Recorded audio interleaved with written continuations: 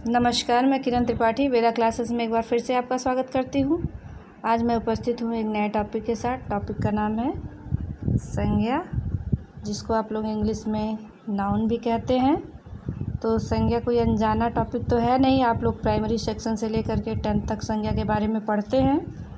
तो 10th में भी हम लोग पढ़ते हैं पद परिचय के अंतर्गत।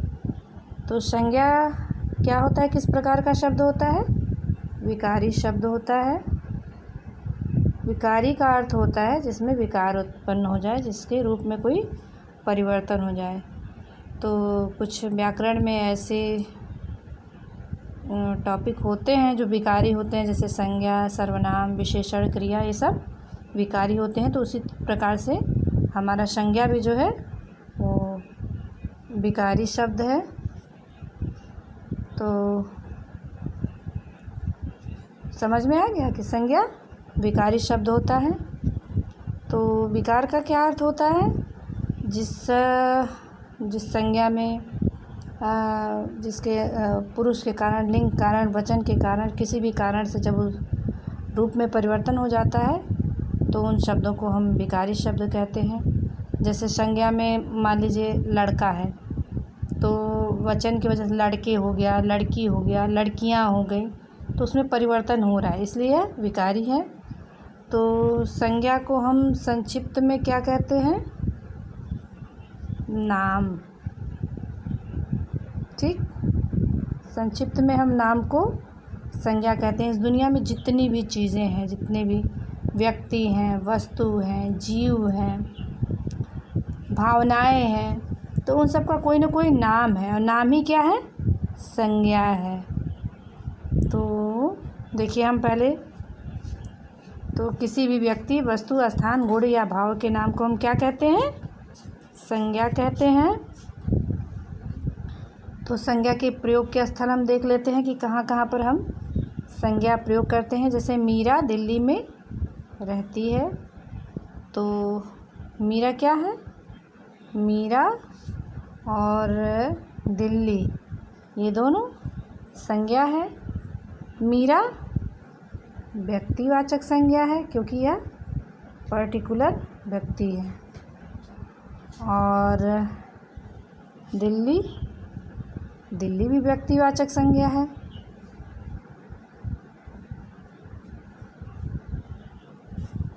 अब अगला उदाहरण देखिए, प्रेम में मनुष्य अंधा हो जाता है।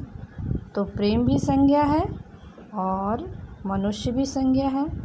तो प्रेम भाववाचक संज्ञा है। अच्छा, और मनुष्य क्या है? जातिवाचक।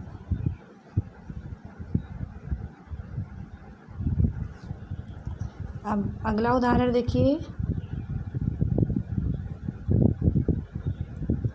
ईमानदार को लोग मूर्ख समझते हैं। तो यहाँ पर जो ईमानदार है वह कौन सा संज्ञा है? भाववाचक। आगे हम आपको संज्ञा के भेद वगैरह सब बताएंगे, घबराने की आवश्यकता नहीं। पहले देखिए संज्ञा के प्रयोग के स्थल। अब यहाँ पे देखिए बुढ़ापा, तो ये कौन सा संज्ञा है? क्योंकि ये अमूर्त है, इसको हम देख नहीं सकते। ईमानदार भी अमूर्त है, प्रेम भी अमूर्त है, तो ये सब भाववाचक संज्ञा है। तो बुढ़ापा भी भाववाचक है। ठीक, मोहन कुत्ते के साथ खेल रहा है, तो मोहन भी संज्ञा है, ये पर्टिकुलर व्यक्ति का नाम है। तो ये क्या हो जाएगा? कौन सा संज्ञा? व्यक्तिवाचक संज्ञा। चलिए, तो हम संज्ञा को क्या कह सकते हैं? मैंने स्टार्टिंग में आप लोगों से क्या कहा? संज्ञा इस दुनिया में जितनी भी चीज़ें हैं, जितने भी व्यक्ति हैं, वस्तु हैं, जीवधारी हैं, उनके नाम को हम संज्ञा कहते हैं। तो यहाँ पे देखिए, अच्छे शब्दों में हम कैसे कह सकते हैं? किसी व्यक्ति, वस्तु, स्थान, स्थिति, गुण अथवा भाव के नाम को हम संज्ञा कहते हैं। यानी किसी व्यक्ति का नाम हो गया, ठीक है, कोई वस्तु, चीज़ें हैं, जो स्थान है, स्थिति है, या कोई गुण दोष हो गया, फीलिंग्स हो गई, तो उन सब के नाम को हम संज्ञा कहते हैं। आइए देखते हैं कि संज्ञा को हम कैसे पहचानेंगे। तो यहाँ पे देख लेते हैं कि संज्ञा कैसे हम पहचान रहे हैं। संज्ञा प्राणीवाचक, अप्राणीवाचक, गणनीय और अगणनीय संज्ञा। पहले इस तरीके से हम इसको पहचानते हैं। तो प्राणीवाचक मतलब इसमें जीवन हो, ठीक है, यानी जिस संज्ञा में कोई जीवन हो, जो सजीव हो, तो वो प्राणीवाचक संज्ञा होते हैं। तो यहाँ पे देख लीजिए हमने क्या क्या उदाहरण दिया है। महिला, कबूतर, कुत्ता, शेर।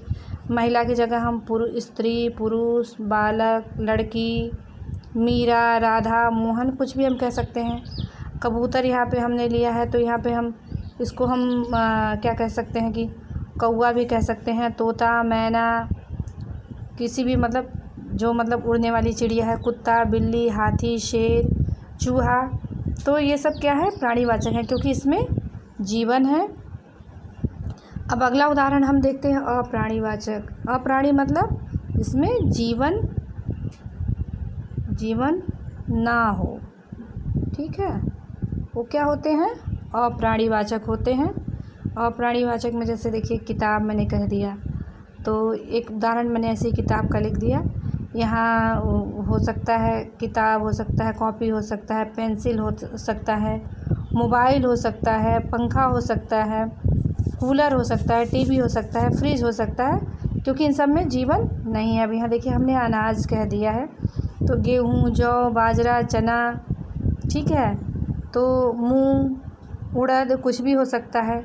सड़क हो गया, सड़क, पुल, मकान, दुकान, सिनेमा घर, ये सभी अप्राणीवाचक है, इसमें भी कोई जीवन नहीं है। यहाँ पे देखिए नदी, तालाब, झरना, नहर, समुद्र, पहाड़, खेत, खलिहान, तालाब, ये सारी चीज़ें जो है अप्राणीवाचक हैं, इसमें कोई जीवन नहीं है, इसलिए इन्हें अप्राणीवाचक कहा जाता है।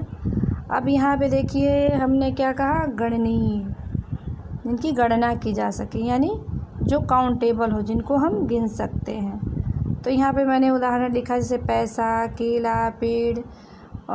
तो ये सब क्या है, अगणनीय है, जिनकी हम नहीं, गणनीय है, जिनकी हम गिनती कर सकते हैं। तो जैसे पैसा हो गया, पैसा रुपये हम गिन सकते हैं, पेड़ पौधा गिन सकते हैं, लड़का गिन सकते हैं, लड़की गिन सकते हैं, पेंसिल गिन सकते हैं, कॉपी गिन सकते हैं, किताब गिन सकते हैं, तो जिनको हम काउंट कर सकते हैं। यहाँ पे देखिए हमने केला लिखा है, केला, सेब, संतरा, अनार, इसको हम गिन सकते हैं, पेड़ पौधा गिन सकते हैं, तो ये सब गणनीय है, ठीक है। अब यहाँ पे हम देखते हैं अगणनीय। अगणनीय मतलब जिसको हम गिन नहीं सकते, अनकाउंटेबल नाउन, उसको हम कहते हैं। तो यहाँ पे देखिए हमने क्या उदाहरण दिया है, पानी, प्रेम, क्रोध, तेल, आटा। पानी को हम कैसे गिन सकते हैं, पानी हम गिन ही नहीं सकते, गिनने वाली चीज़ ही नहीं है, पानी को हम लीटर से नापते हैं। प्रेम को हम कैसे गिन सकते हैं, प्रेम कोई गिनने वाली चीज़ थोड़ी है, वो दिखाई भी नहीं पड़ता है, ये तो फीलिंग्स है, फीलिंग्स को हम गिन ही नहीं सकते। प्रेम को नहीं गिन सकते, दया को नहीं गिन सकते, करुणा को नहीं गिन सकते, स्वाभिमान को नहीं गिन सकते, क्रोध को नहीं गिन सकते। तेल को भी हम कैसे गिन सकते हैं, इसको तो हम नाप सकते हैं। फिर ये देखिए आटा, आटा भी हम नहीं गिन सकते, ये तोलने वाला चीज़ है, तो ये सब क्या है, अनकाउंटेबल, इसको हम गिन नहीं सकते, इसको हम अगणनीय संज्ञा। तो यहाँ पे आपने देखा कि संज्ञा जो है प्राणीवाचक भी हो सकता है, अप्राणीवाचक भी हो सकता है, गणनीय भी हो सकता है। गणनीय मतलब सजीव भी हो सकता है, निर्जीव भी हो सकता है, काउंटेबल भी हो सकता है और अनकाउंटेबल भी हो सकता है। चलिए नेक्स्ट हम देखते हैं कि संज्ञा का और कैसे भी किस किस स्थान पे प्रयोग होता है, उसको देखिए, जानिए, फिर आगे हम बताएंगे, परेशान होने की ज़रूरत नहीं है। इसको अच्छे से गहराई से जानते हैं कि संज्ञा के कितने भेद होते हैं, किस प्रकार से होते हैं, सब जानेंगे आराम से। चलिए देख रहे हैं हम कर्ता के स्थान पे प्रयोग। तो देखिए जब हम कोई वाक्य बनाते हैं तो कर्ता, कर्म और क्रिया, इस तरीके से हम वाक्य का निर्माण करते हैं। तो यहाँ पे देखिए हमने क्या लिखा है, माँ पूजा कर रही है।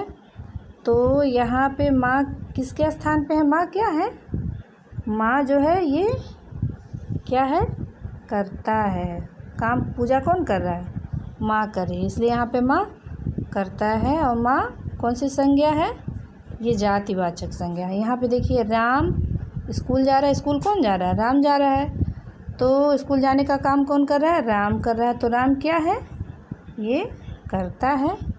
और राम कौन सी संज्ञा है, व्यक्तिवाचक संज्ञा है, व्यक्तिवाचक। ठीक,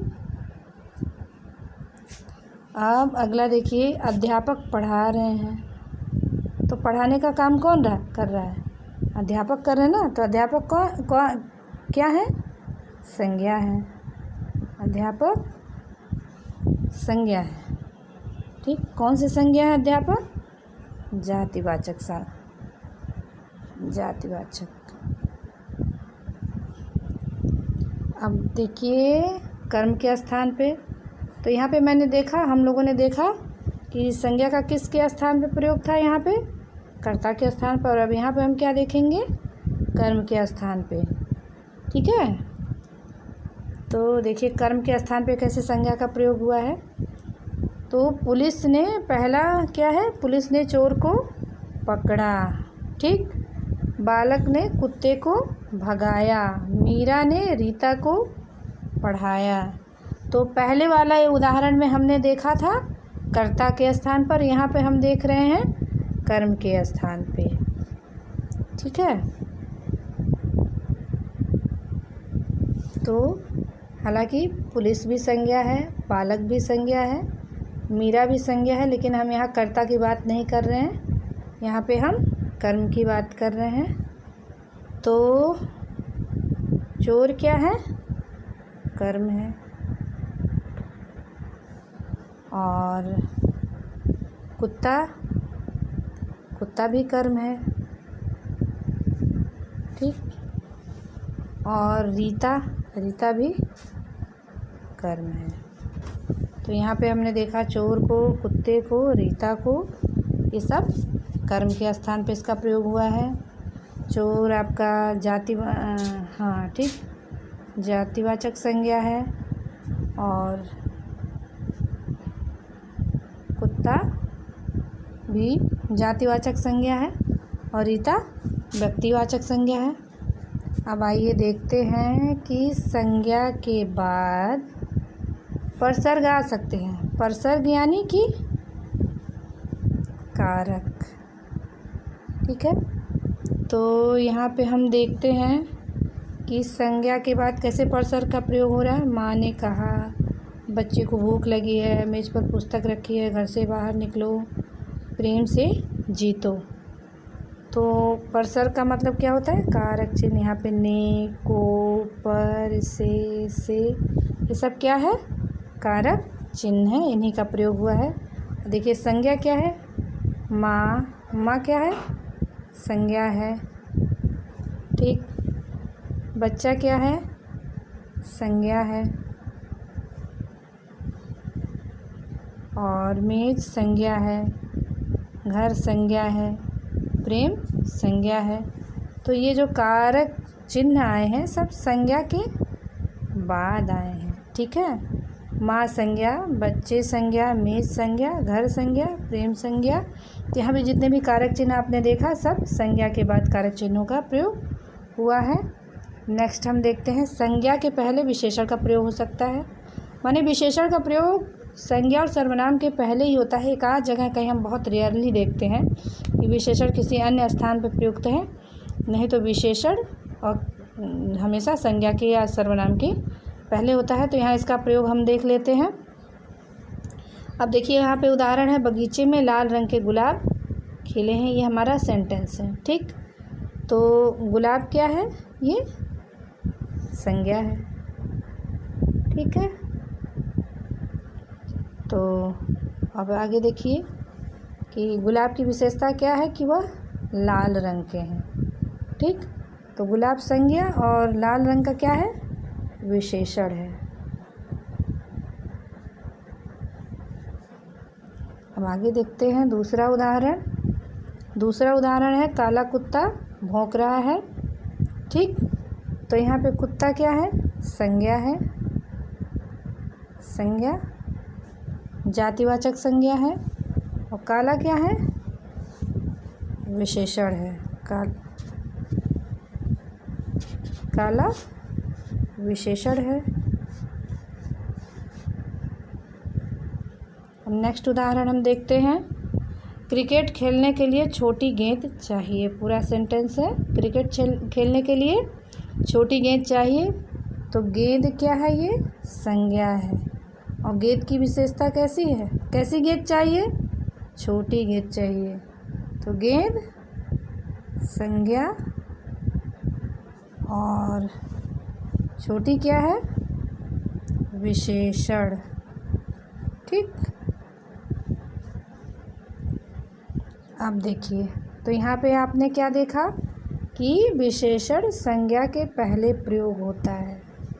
मतलब यहाँ तो मैंने लिखा कि संज्ञा के पहले विशेषण का प्रयोग हो सकता है, लेकिन अक्सर विशेषण जो है संज्ञा और सर्वनाम के पहले ही विशेषण का प्रयोग होता है। अब आगे हम देखते हैं कि संज्ञा के कितने भेद होते हैं, यानी कितने प्रकार होते हैं संज्ञा के। तो संज्ञा के मुख्य 3 प्रकार होते हैं: व्यक्तिवाचक संज्ञा, जातिवाचक संज्ञा और भाववाचक संज्ञा। लेकिन आगे जा कर के जातिवाचक संज्ञा के भी 2 भेद हो जाते हैं: द्रव्यवाचक संज्ञा और समूहवाचक संज्ञा। तो कुल मिलाकर के कितना हुआ?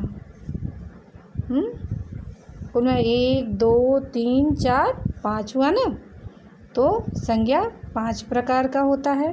अब चलिए हम पहला जानते हैं किसके बारे में? व्यक्तिवाचक संज्ञा में। तो देखिए, तो मैंने संज्ञा की परिभाषा आप लोगों को क्या बताया था कि किसी भी व्यक्ति, वस्तु, स्थान, गुण, भाव या स्थिति के नाम को हम संज्ञा कहते हैं। लेकिन संज्ञा के भी कितने भेद हैं? व्यक्तिवाचक संज्ञा, जातिवाचक संज्ञा, भाववाचक संज्ञा, समूहवाचक संज्ञा, द्रव्यवाचक संज्ञा। तो पहला हम अध्ययन कर रहे हैं व्यक्तिवाचक संज्ञा के बारे में। देखिए, तो क्या मैंने लिखा है इसकी परिभाषा?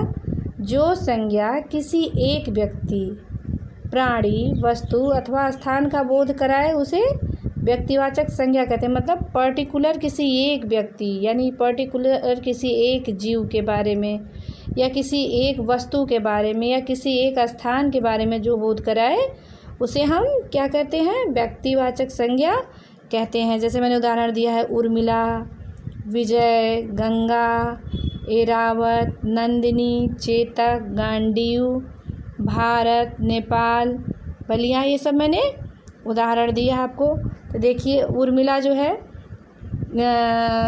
किसी एक स्त्री का नाम है, विजय किसी एक पुरुष का नाम है, गंगा किसी एक पर्टिकुलर नदी का नाम है, एरावत किसी एक पर्टिकुलर हाथी का नाम है, नंदिनी किसी पर्टिकुलर गाय का नाम है, चेतक राणा प्रताप के घोड़े का नाम था, गांडीव धनुष का नाम था, भारत हमारे देश का नाम है, जापान किसी पर्टिकुलर देश का नाम है, बलिया किसी पर्टिकुलर शहर का नाम है। तो इस प्रकार से आपको समझ में आ गया कि व्यक्तिवाचक संज्ञा में किसी पर्टिकुलर एक व्यक्ति, वस्तु या प्राणी या स्थान का बोध कराया जाता है। अब आगे हम जानते हैं जातिवाचक संज्ञा क्या होता है।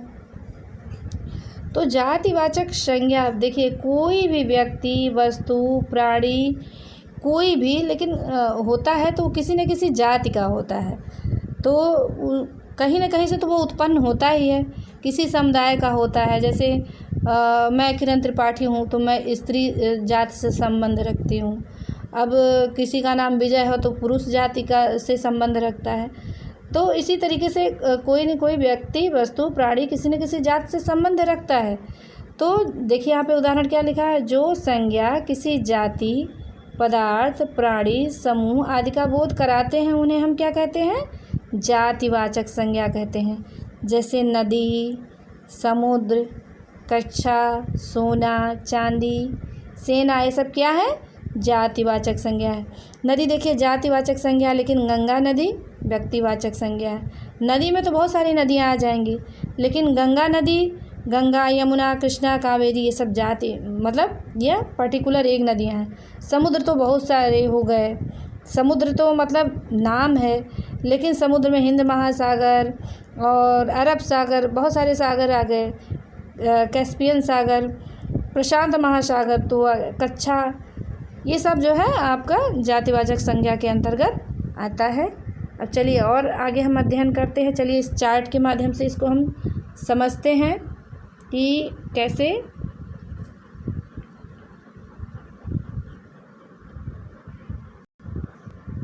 देखिए, तो यहाँ पे देखिए व्यक्तिवाचक और जातिवाचक संज्ञा में क्या अंतर होता है, हमने आप लोगों को एक चार्ट के माध्यम से समझाने का प्रयास किया है। देखिए यहाँ पे मैंने क्या किया, जातिवाचक संज्ञा में जैसे स्त्री आ गई, ठीक है, तो स्त्री एक जाति का नाम है, महिला एक जाति का नाम है, पुरुष एक जाति का नाम है, बालक एक जाति का नाम है, ठीक है, वृद्ध एक जाति का नाम है। लेकिन जैसे मान लीजिए हमने कहा स्त्री, तो स्त्री हो गई जातिवाचक संज्ञा।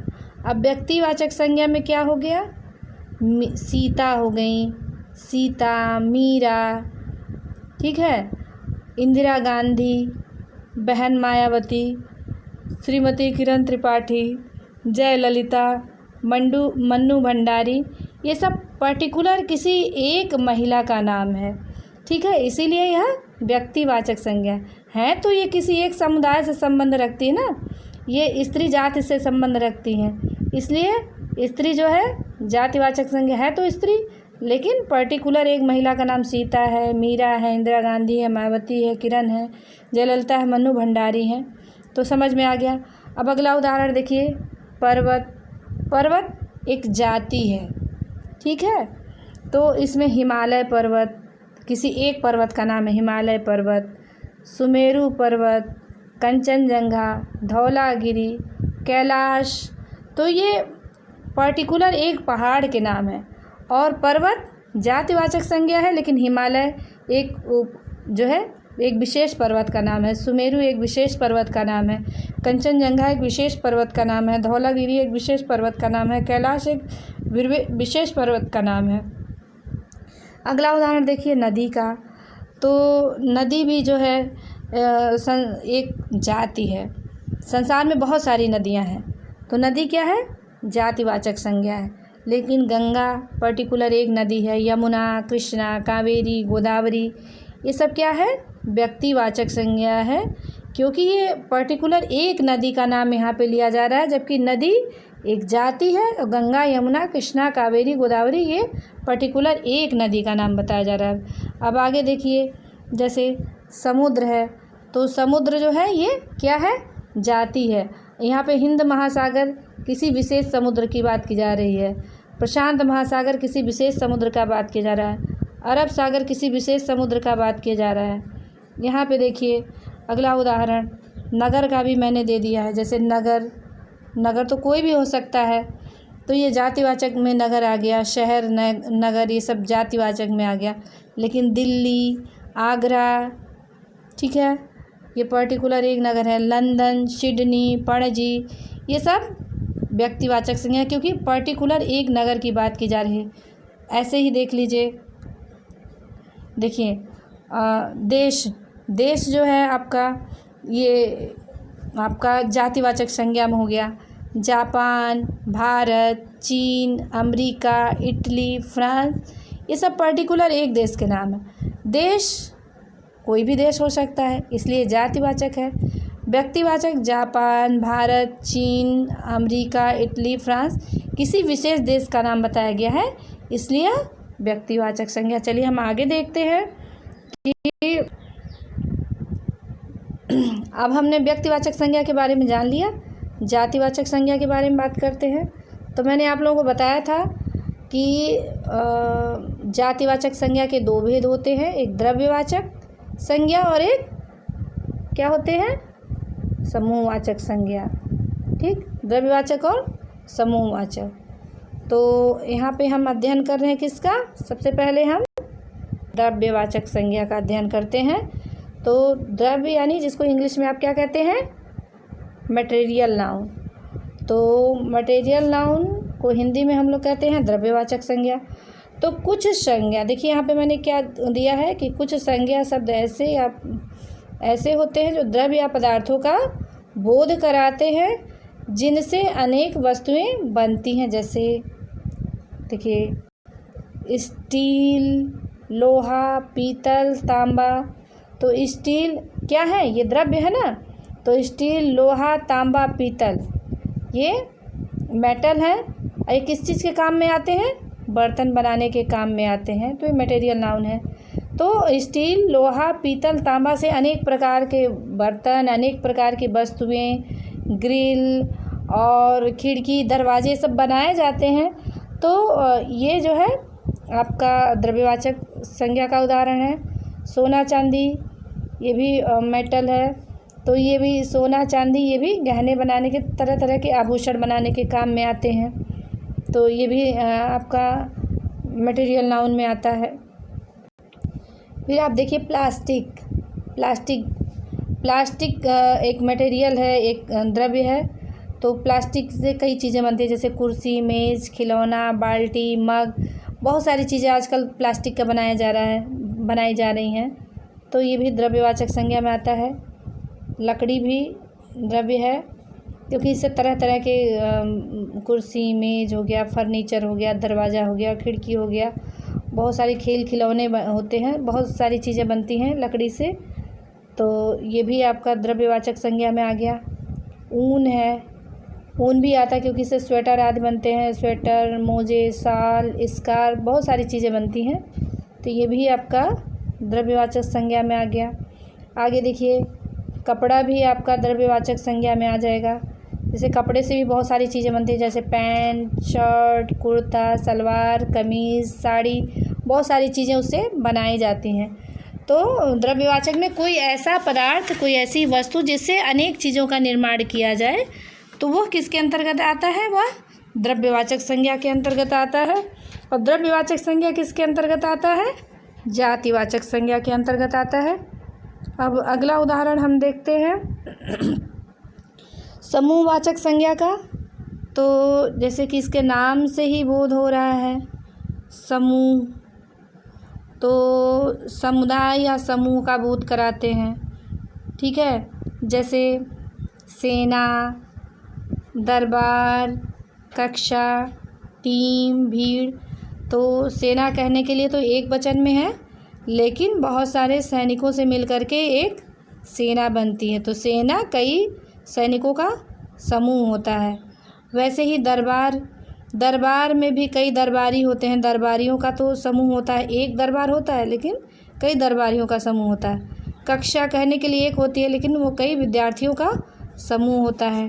टीम कहने के लिए एक होता है, लेकिन उसमें कई खिलाड़ी होते हैं, कई खिलाड़ियों का समूह होता है। भीड़ कहने के लिए एक होती है, लेकिन अनेक व्यक्तियों का वह समूह होता है, इसीलिए इसका नाम समूहवाचक संज्ञा कहा गया है। तो मैंने अभी स्टार्टिंग में ही आप लोगों से कहा, तो विशेषता क्या है कि समूहवाचक संज्ञा का प्रयोग हमेशा एक वचन में किया जाता है। अगर इसका हम क्या कहते हैं, हाँ, अब आगे देखते हैं कि अगला उदाहरण हमारा भाववाचक संज्ञा का है। तो आप लोग देखिए कि भाववाचक संज्ञा मैंने क्या लिखा है, भाववाचक संज्ञा में किसी व्यक्ति या वस्तु का गुण, धर्म, दोष, शील, स्वभाव, अवस्था आदि का बोध होता है। ठीक है, व्यक्ति या वस्तु का गुण, धर्म, दोष, शील, स्वभाव, अवस्था आदि का दोष होता है। तो ये परिभाषा पढ़ने से समझ में आया कुछ कि यहाँ पे किसी भी मूर्त चीज़ की बात नहीं की जा रही, अमूर्त चीज़ की बात हो रही है, जिसका कोई चित्र नहीं हो सकता, जिसको हम फिजिकली देख नहीं सकते। तो यहाँ पे भाववाचक संज्ञा में के अंतर्गत वे सारी चीज़ें आती है। देखिए विशेष में मैंने लिखा भी है कि विशेषता क्या होती है कि भाववाचक संज्ञा में अमूर्त चीज़ों की बात की जाती है, कल्पनाओं की बात की जाती है, और इसका प्रयोग हमेशा एक वचन में होता है। ठीक है, तो देखिए इसका कुछ उदाहरण है।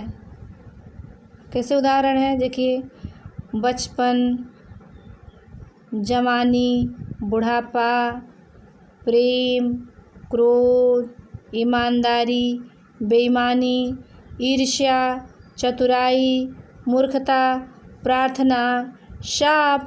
तो ये सारे उदाहरण जो हैं भाववाचक संज्ञा के अंतर्गत आते हैं। तो देखिए बचपन, बुढ़ापा, जवानी, इसको हम देख नहीं सकते, इसको मतलब ऐसे नाम दिया गया है।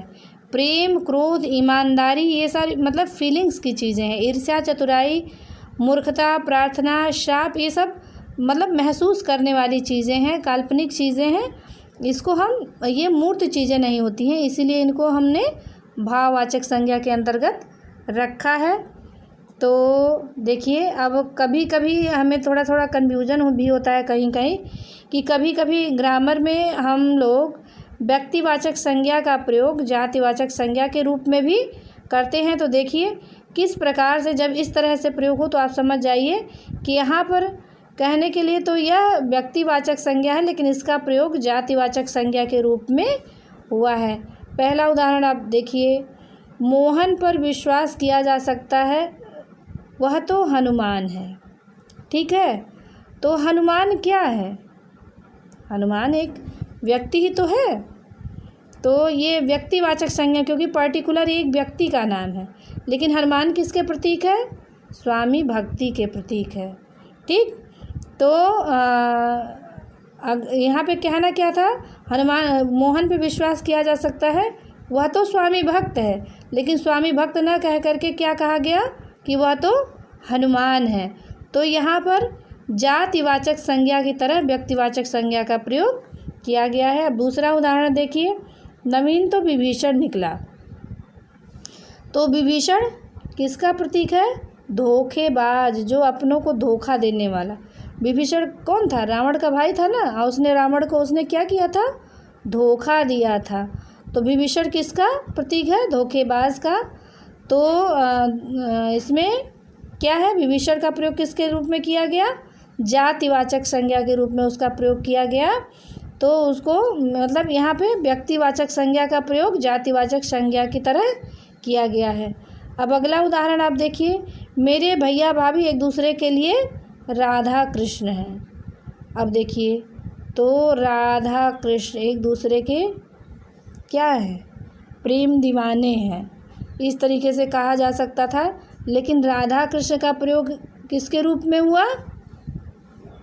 राधा कृष्ण, राधा भी व्यक्तिवाचक संज्ञा है और कृष्ण भी व्यक्तिवाचक संज्ञा है। अगर कोई कह दे कि भाई मुझ सूरदास को तो सड़क पार करवा दो, तो यहाँ पे व्यक्ति ने ये नहीं कहा कि मेरे जैसे अंधे को सड़क पार करवा दो। अंधा की जगह उसने क्या कहा? सूरदास कहा। तो सूरदास भी क्या हो गया? सूरदास व्यक्तिवाचक संज्ञा है, लेकिन यहाँ पर किसके लिए प्रयोग हुआ है? अंधे के लिए हुआ। अंधा क्या होता है? ये जातिवाचक संज्ञा होता है। अब देखिए, संज्ञा का ऐसे भी प्रयोग होता है कहीं कहीं कन्फ्यूज़न में डालने वाला। जातिवाचक संज्ञा का प्रयोग व्यक्तिवाचक संज्ञा के रूप में भी कहीं कहीं देखा जा सकता है। अब यहाँ पे देखिए, क्या मैंने कहा? जातिवाचक संज्ञा का प्रयोग व्यक्तिवाचक संज्ञा के रूप में कहीं कहीं देखा जा सकता है विशेष परिस्थिति में। जैसे यहाँ पे क्या कहा गया है? पूरा भारतवर्ष सरदार का ऋणी है। तो सरदार तो कोई भी हो सकता है, चोरों का सरदार, डाकुओं का सरदार, देश का सरदार, किसी पार्टी का सरदार, कोई भी हो सकता है। लेकिन यहाँ पे सरदार शब्द किसके लिए प्रयोग किया गया है? वल्लभ भाई पटेल के लिए। तो यहाँ पे कहा जा रहा है कि पूरा भारतवर्ष सरदार वल्लभ भाई पटेल का ऋणी है। तो अगर हम सरदार वल्लभ भाई पटेल कहते तो यहाँ पे व्यक्तिवाचक संज्ञा हो जाता, लेकिन सरदार वल्लभ भाई पटेल ना कह करके सरदार कहा गया है, इसलिए यहाँ पर जातिवाचक संज्ञा का प्रयोग हुआ है। तो जातिवाचक संज्ञा का यहाँ पर व्यक्तिवाचक संज्ञा के रूप में प्रयोग हो गया है। तो विशेष परिस्थितियों में ऐसा भी कहीं कहीं देखा जाता है। महात्मा का पहला आंदोलन चंपारण में हुआ था। अब देखिए, महात्मा तो कोई भी हो सकता है, संत महात्मा कोई भी हो सकता है, लेकिन महात्मा शब्द जो है जातिवाचक है। ठीक, महात्मा जैसे मैंने कहा कोई भी साधु संत हो सकता है, कोई भी महान आत्मा हो सकता है। तो महात्मा शब्द वास्तव में जातिवाचक संज्ञा है। लेकिन यहाँ पे किसके लिए महात्मा शब्द रूढ़ हुआ है? महात्मा गांधी के लिए। तो यहाँ पे ये नहीं कहा गया है कि महात्मा गांधी का पहला आंदोलन चंपारण में हुआ, ऐसा नहीं कहा गया है। ऐसा कहा गया है कि महात्मा का पहला आंदोलन चंपारण में हुआ। तो इसलिए यहाँ पर व्यक्तिवाचक संज्ञा के स्थान पर जातिवाचक संज्ञा का प्रयोग कर दिया गया है। अब अगला उदाहरण देखिए, नेताजी देश के लिए कुर्बान हो गए। तो नेताजी तो कोई भी हो सकता है, आजकल तो गली गली में नेताजी घूमते हैं, कोई भी नेताजी हो सकता है। नेता जातिवाचक संज्ञा है, ठीक है। लेकिन वास्तव में नेताजी शब्द किसके लिए रूढ़ हुआ है? नेताजी सुभाष चंद्र बोस,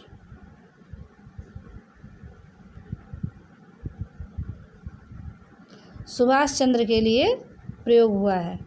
तो यहाँ पे नेताजी शब्द क्या है? जातिवाचक संज्ञा है, लेकिन यह व्यक्तिवाचक संज्ञा के रूप में इसका प्रयोग हुआ है। अब देखिए यहाँ पर भाववाचक संज्ञा का जातिवाचक संज्ञा के रूप में प्रयोग। तो कहीं कहीं आप लोगों को ऐसा भी देखने में मिल जाएगा कि भाववाचक संज्ञा का जातिवाचक संज्ञा के रूप में प्रयोग। अब देखिए मैंने क्या लिखा है, भाववाचक संज्ञा जब बहुवचन में प्रयोग किया जाता है तब वह जातिवाचक संज्ञा के रूप में परिवर्तित हो जाते हैं। तो ये मैंने एक विशेष बात लिख दिया है। जैसे यहाँ पे देखिए कि अच्छाइयाँ कभी कभी मनुष्य को बर्बाद कर देती हैं। तो अच्छाई क्या है? यहाँ पे भाववाचक, ये क्या है? भाव। अगर मैं कहती कि अच्छाई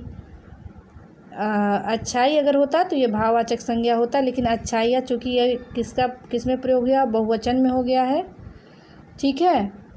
तो ये जातिवाचक संज्ञा के रूप में इसका प्रयोग हो रहा है क्योंकि यह बहुवचन में परिवर्तित हो गया है।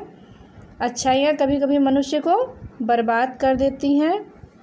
अब दूसरा उदाहरण देखिए, मन की अभिलाषाएं मन में ही रह गई। अगर ये एक वचन में होता तो यह भाववाचक संज्ञा रहता, लेकिन यह बहुवचन हो गया है तो यह भी जातिवाचक संज्ञा में परिवर्तित हो गया है। और अगला उदाहरण देखिए, प्रार्थनाएं करते रहो प्रभु ज़रूर सुनेंगे। तो अगर प्रार्थना होता तो ये क्या हो जाता? भाववाचक। लेकिन जब इसका बहुवचन में इसको प्रयोग कर दिया गया, प्रार्थनाएं, तो यह क्या हो गया? यह हो गया जातिवाचक। तो इसी के साथ हमारा ये संज्ञा के बारे में जब मैं एक्सप्लेनेशन दे रही थी ये समाप्त हुआ। और आप लोगों को वीडियो कैसा लगा बताइएगा। तब तक के लिए मैं किरण त्रिपाठी आप लोगों से आज्ञा चाहती हूँ। जब मैं अगली बार उपस्थित होंगी तो एक नए वीडियो के साथ उपस्थित होंगी। और